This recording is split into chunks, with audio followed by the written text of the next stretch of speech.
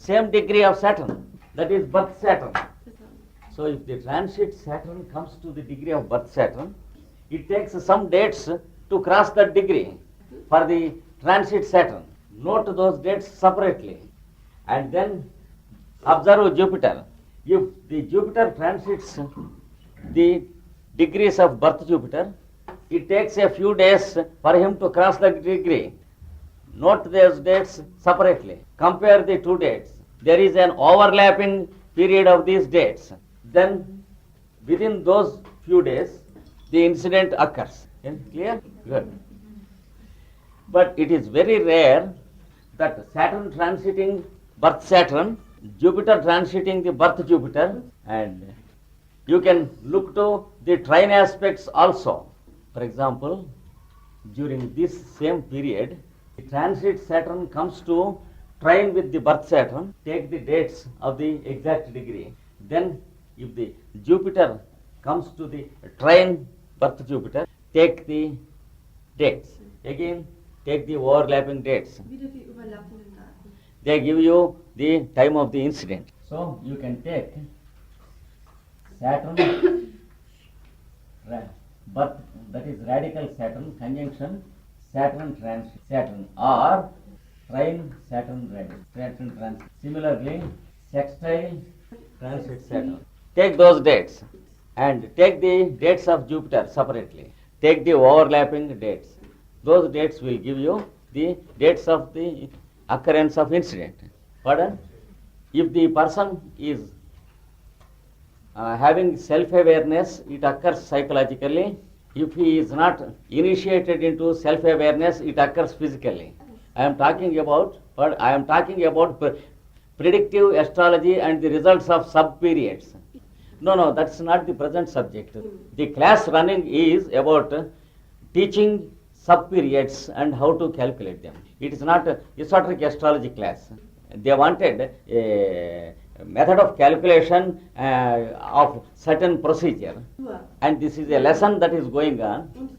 Yes, I can give, but the present situation will give great inconvenience to the students. If it is in the morning seminar, I can give you because that is the relevant subject. Is it clear? Yes. But actually, in the 14th degree, it is the most probable time.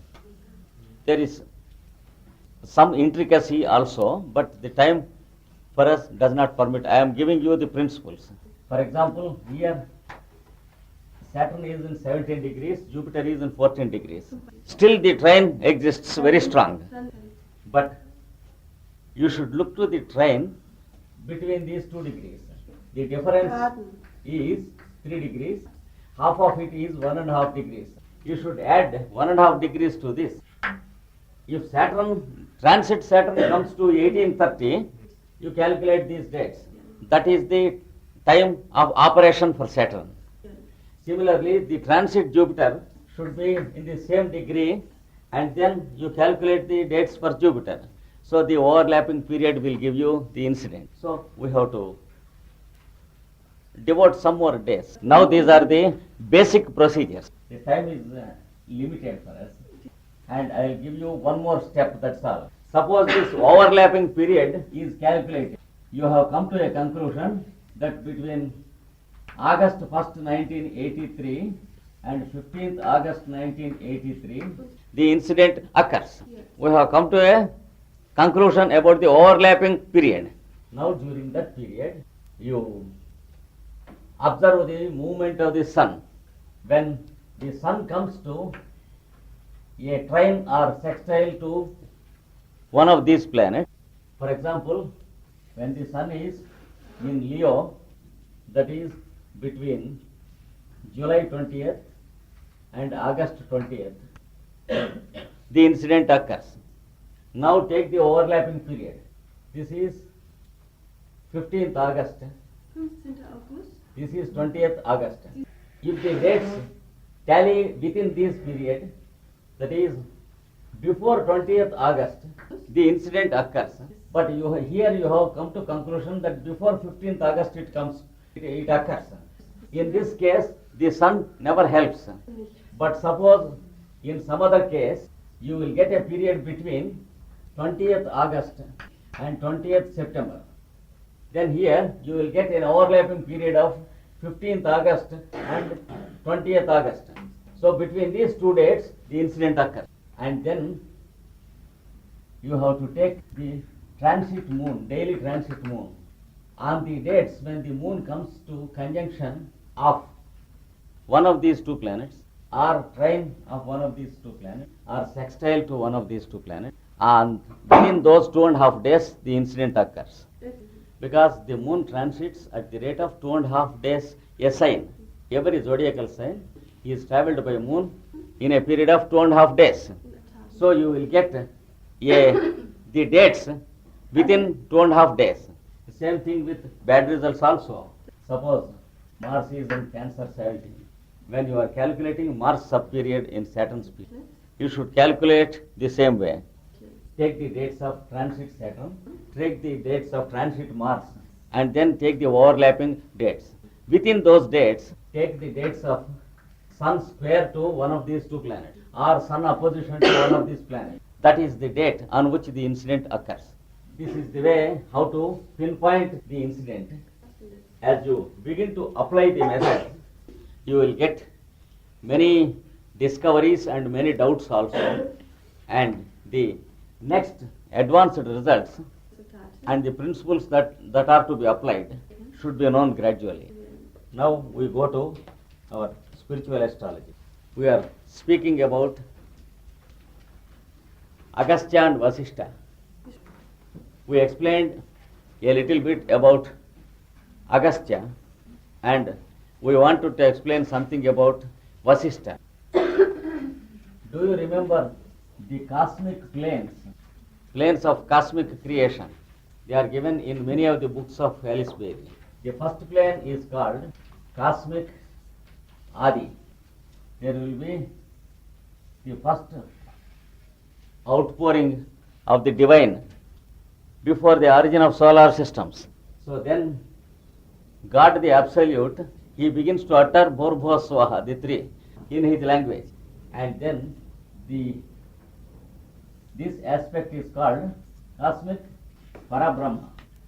This is called, the background, cosmic Adi is called Parabrahma without cosmic. This aspect is called cosmic Parabrahma. For example, this can be called God Absolute, this can be called assistant God, Brahman. On the second cosmic plane, what is it called? Cosmic monad forms. It is called cosmic monadic. And on this plane, there will be 7 globes of space stimulating, who can be called sacred globes. They are the unfertilized eggs of the cosmic hen. They can be eaten.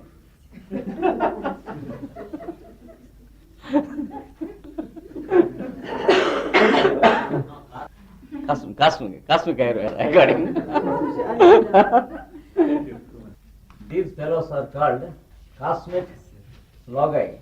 Each is a cosmic logos. Don't think that they are suns. They are unit spaces or space globes. Each fellow produces 7 chickens. There is no space, but yet he produces. Each of which called the 7 solar logi. Each triangle is a solar logos. If you compare this fellow as the cock and these as the eggs and the second plane as the hen, then this is a chick who is a would-be cock if we allow him to live without eating. That is what the Rigveda describes. Tasmat virada jayata. That means from him the egg is born through the mother nature, and from the egg he is once again born. That is what Rigveda describes. And there is the third plane. It is called cosmic Atmic. That is cosmic soul. We have nothing to know there. Much show is going on, but for us in the present state, the tickets for the circus are not sold. So we have to wait for the next show. And then there is the next show, the fourth one, called Cosmic Buddhic. And here you can call the 7 globes as A, B, C, D, E, F, G. Of all these 7 globes of space, only one globe will be mature at a time periodically. And it is always the D globe that comes into objectivity. So, from one of the cosmic loci of this globe, 7 fellows come down as the first group of solar systems. The fellow is having a solar globe and his soul. So you have to imagine every fellow as a double globe. Just as we are there as soul inside and our body is also there, so also the solar soul or the solar fellow is there and his body, the solar globe, is also there. So there are 7 suns. They are called the 7 stars of the Great Bear, and their souls are called the 7 seers or rishis of the Great Bear. Now, our Vasishtha is the D space globe of the second cosmic plane. So the stories of Vasishtha in the scriptures, they speak of the D globe of space in the second cosmic plane, that is cosmic monadic plane. So Vasishtha is one among the 7 monads on the cosmic plane, and Agastya is the first monad, that is A monad. And here also, among all these 7 solar systems, there is 1, 2, 3, 4th by the name Vasishtha. So on the solar systems also there is one Vasishtha, and on our earth also there is a person in flesh and blood who is a representative of this Vasishtha principle. So all these 7 fellows will be on the physical plane on this earth. In one country or other, by one name or another, they will be known. But these are the technical names or the cosmological names given to them. To recognize that person, the scriptures call him Vasishtha, Mr. Vasishtha. On the physical plane, we may be calling him as Rodolph, etc. But spiritually speaking, if he represents one of these 7 principles on earth, his mission will be known by all. And the masters can immediately recognize him as one among the 7. And from the birth of that fellow, and sometimes even from before the birth, the masters begin to pave the way for his work, because he is one of the channels of the world teacher. This is about these 7 people. And this fellow gets stimulation in the Aquarian period. But son, no. Only in those persons who act as their representatives, the stars of the seven stars of the Great Bear will work as aspects. With all the others, they work as the 7 faculties on the spiritual plane that help the spiritual development of and yoga of the individuals. Because you know their position, where they exist. If this is the North Pole of the Earth, if this is the South Pole, the equator, the zodiacal belt runs as a ring around the equator, and the planets also run in that belt. And the 7 stars of the Great Bear exist somewhere here in the north, far beyond the range of the zodiacal signs. But geometrically speaking, you can locate position of each star in terms of each zodiacal sign by working out with tangents and trigonometrical calculation. So they work through sines and cosines, and also we know the 27 divisions of the arc in our astrology lesson. You can exactly calculate which sign they are going, because in each sign they take 100 years. So they are the rulers of the centuries and the century psychology of the humanity of our earth. So 2700 years will be the time of one zodiacal round to these 7 stars of the Great Bear. That is why in the scriptures, a boy 7 years old is described as doing austerity and penitence for God for 2700 years. And during all that period, he stood on one leg, lifting the other leg like this. That is how the scriptures describe the boy. The name of that boy is Dhruva, who means North Pole. So the North Pole is compared with a boy standing on one leg, that is the earth's axis. And then he meditates the Lord as all the living beings of this earth. That means the earth's rotation on its own axis prepared the forms of all the living beings of this earth and filled with the presence of the Lord in all these beings. This is an allegory which belongs to the second cosmic plane, that is the cosmic monadic plane. So the fellow is said to have conducted austerities 2700 years. So the present period, you can calculate where the 7 stars are. They go anti-clockwise in the zodiac, just like the equinoxes take precession anti-clockwise. See, equinox traveled from Aries to Pisces, and Pisces to Aquarius, and from Aquarius it goes to Capricorn. So it is anti-clockwise. In the scriptures, the equinox is called the world teacher. It is a technical term. When he is traveling in Aries, there was the Aryan age, and when he was traveling in Pisces, there is the Piscean age. Now when he is traveling in Aquarius, it is the Aquarian age. And each age is 1 month of the great year. Similarly, the 7 stars of the Great Bear form the sub-periods of 100 years each. In each of the 27 arcs, they travel through 100 years in the anti-clockwise manner. For example, we understood scissors as the first arc. Remember, what is the second arc? The chariot. No, not chariot. And what is the one before scissors? This is chariot. So the planets travel from scissors to chariot, whereas the equinoxes travel from scissors to the triangle. 7 stars of the Great Bear also travel in the opposite direction, like equinox.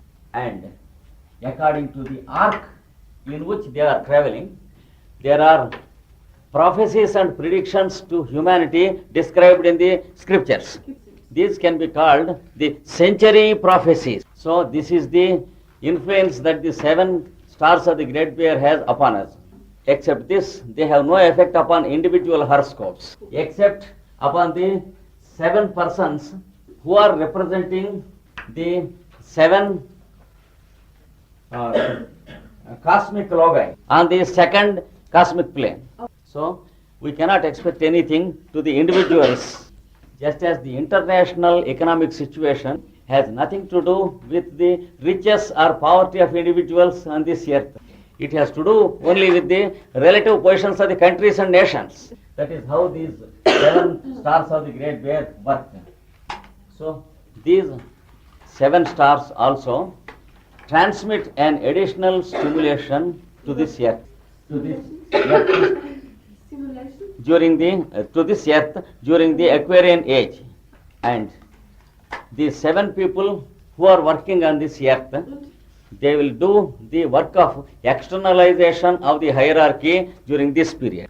You might have read that book, Externalization of the Hierarchy. And the masters work under them accordingly. So the masters are the linking principles between the planets on one side and humanity on the other side. So the Aquarian age gives an additional stimulation to the spiritual growth of the humanity. Especially the head center and the brow center receive additional stimulation. Anyone has a better opportunity during this period than during other periods to make a progress into self-awareness and the awareness of the planet Earth and into the whole humanity. This is one of the great changes that occur during every Aquarian period. The present period also is showing signs of these things. So we will continue tomorrow. Only one principle is remaining about this year's lesson on the planetary. With that one principle, this year's lesson completes. When the sub-period of a planet occurring, then I asked you yesterday to note the transits positions of that planet. Today's point is a continuation of yesterday's point. When Saturn's period is running, Jupiter's sub-period is running in a horoscope, and in transit, if Jupiter is transiting Cancer, that is his exaltation sign, it will be roughly a period of 1 year. The sub-period will have relatively better period during this 1 year. This is because Deswegen the lord of the sub-period of that horoscope is going in his exaltation sign. And also, it is also the same when Jupiter is going in Sagittarius and also in Pisces. Pardon? Yeah, Virgo, it is not a strong sign to Jupiter. For mundane life and worldly aspects, Virgo is not a strong sign. So automatically these 3 years, one of them will occur when the sub-period is running. That 1 year will be better than the remaining sub-period. Suppose at the same time Saturn is going in Libra, he will have a very good successful time because the lord of the main period is going in exalted and the lord of the sub-period is going in his exalted. If such a combination occurs, those few months or days will be very good for the fellow. Of course, it will be good only when Saturn and Jupiter are running. For other planets, the interval will be very short. For example, when the Mercury sub-period is running in the period of Venus, suppose Venus is transiting, Mercury is going Merkur in Aquarius. It will be a very good period, but it will be about 15 days or 10 days only, because the period of the planet in one sign is averagely 1 month, and the overlapping dates will be about 15 days or 10 days or even less. It will be still less if it is moon's sub-period, because suppose moon is going in Cancer while moon's sub-period is running. It is a very good period, but only a period of 2.5 days. No, the sub-period should be occurring. Moon transit is only 2.5 days. Again comes, but the duration is short. The moon transits help very well only in certain conditions. For example, people who are successful in horse races, every month they can select those 2.5 days. So each planet works for a particular type of occupation or activity. All those who have the carnival activity as their main profession, they can look to moon's transits. And this is specially true, if the birth planet is also in that sign. Suppose a fellow is having Saturn in Libra, also Libra 1/9, then Saturn's sub-period occurs for such a one. During that Saturn's sub-period, suppose the transit Saturn is going in Libra, it marks a rarely good time, a time of great elevation in his world affairs. A very big constructive turn will take place in his affairs. So these things should also be considered. If the birth Saturn is bad, when the sub-period is occurring, then if the transit Saturn is good during that period, nothing bad occurs except inconvenience. So bad will be minimized and an opportunity will be given for him to rectify his behavior and to strengthen his loopholes. That is his weak point. That is the meaning of the fellow being put to so many inconveniences without danger. And in such periods, especially belonging to Saturn, each fellow will be hit in a different activity of his life. Seines Lebens. All people are not hit in the same way. One keynote of Saturn's activity is, during his bad periods, he hits upon the point which we fear most. Because a fellow has great fear for money, so he will have heavy losses of money during that period. And suppose in the next birth he made up, that is, his fear for money was healed. He has great attachment and affection towards his wife. And the Saturn period, there will be a prolonged sickness to wife. Suppose in the next birth, he has conquered the fear of attachment to others. Then he has great fear of a religious nature, that he was a great sinner and he could not be pardoned, that someday God will punish him. So he will have great trouble with the church and the priest and the bishops and cardinals. It is specially linked up with ninth house. And also he becomes too much oversensitive about God's wrath, God's anger. So he begins to act in a foolish and erratic way, at every step fearing that God will punish him. Then during the Saturn sub-period, he will be mercilessly dealt with by atheists, materialists and anarchists, and he has to meet with defeat with all these people. So in the next birth, he will understand God in a better sense, and his concept of religion will be in better terms. Like this, Saturn gives his lesson once in a life, main lessons. Just as some great professors, they come to a university as temporary visiting professors, giving a few lessons every year to the students, very special lessons. So his lessons are once in a life. The lessons of Mars will be about 3 or 4 times in one life. Like that, every planet has his own mode of teaching to humanity. Same books which prescribe us the periods and sub-periods, they give the strong and weak signs of the two nodes. The north node will act very strong and very positive when he is in Taurus. Very weak Und sehr schwach. and malefic when he is in Scorpio. Only for periods and sub-periods.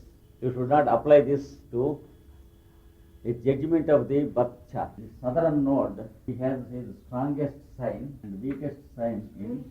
For those who are born with south node in Virgo, when the sub-period of south node is going on, there will be great troubles, especially sickness. And according to the country or environment, you should also expect food poisoning or animal or insect poisoning. What we study spiritually about Pluto is true with the south node in a shorter magnitude. He enforces a mentality of austerity and detachment, and the more one understands it, the less will be troublesome the sub-period. For example, Zum Beispiel. a person who has gone to seclusion or undergoing some austerities or spiritual practices, he will experience great spiritual experiences during this period. Sometimes he will meet great noble people who will help him spiritually.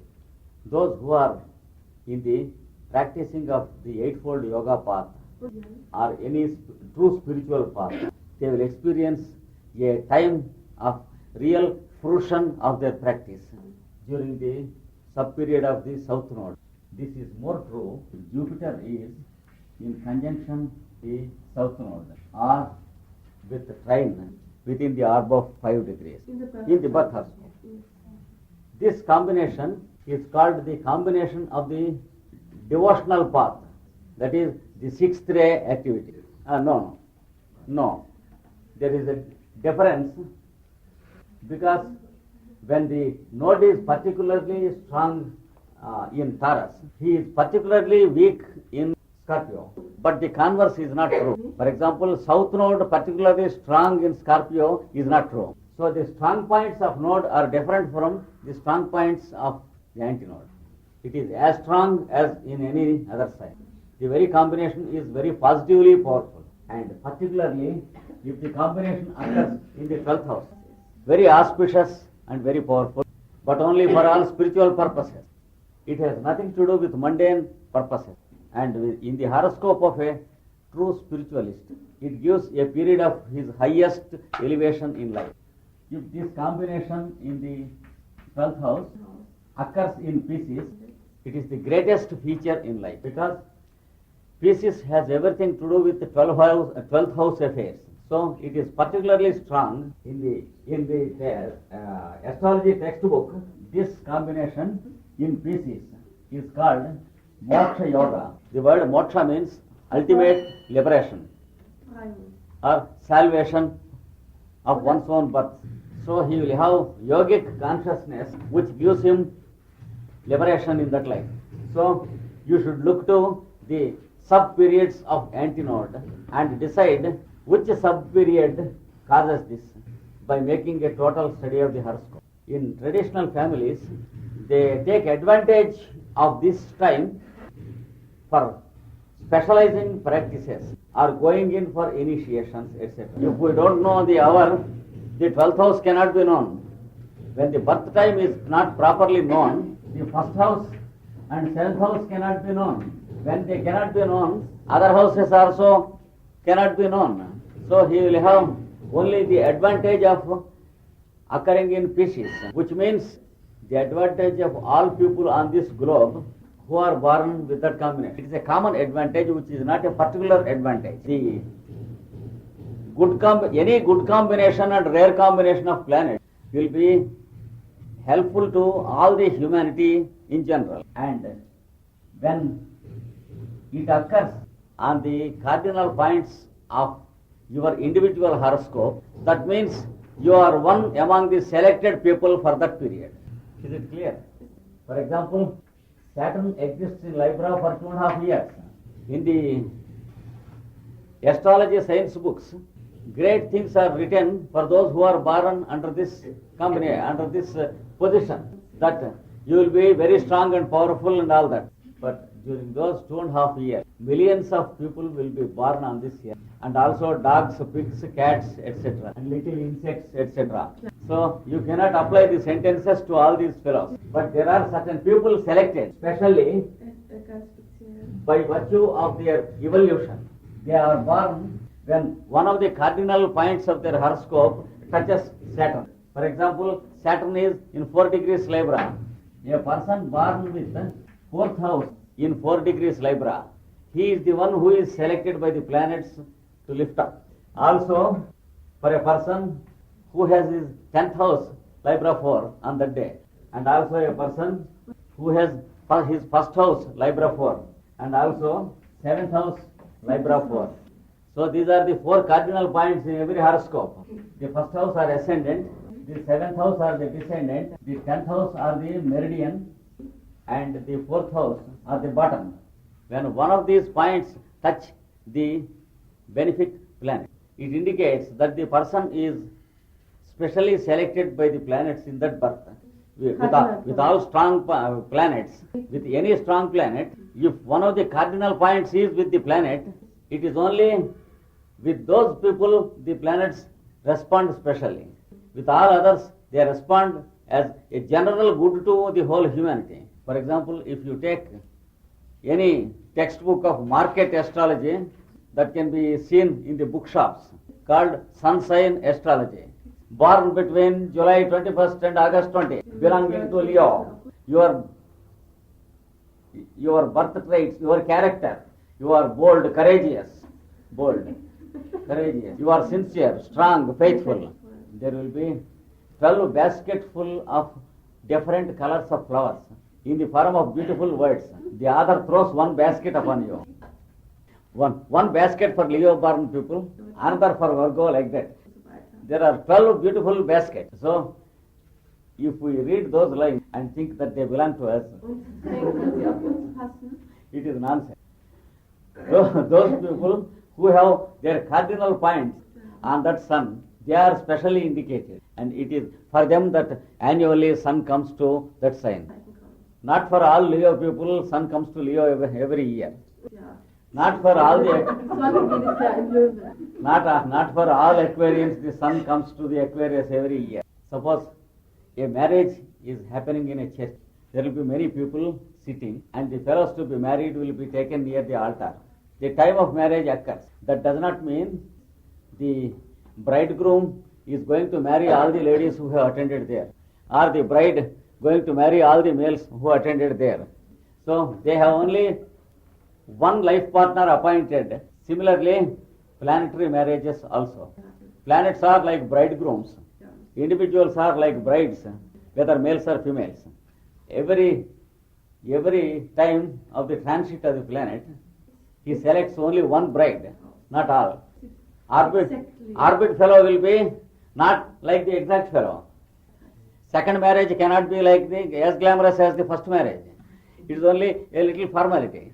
So orbit is also good, but the exact degree fellow is the one specially selected, chosen. For example, when Jesus was born, there may be some millions of people born on this earth. Can a second fellow became Jesus?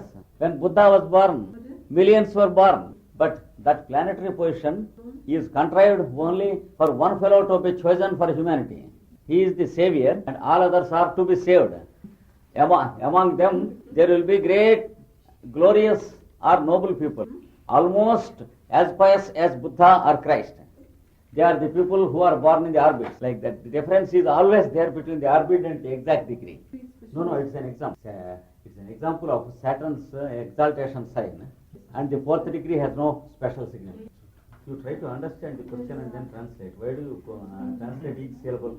Then you are not needed. Then you are not needed. Similar to? Sure. Equally strong. But the temperament of one fellow has nothing to do with the temperament of the other. One fellow is Saturn person, another fellow is Moon person. The personalities differ, though the souls are all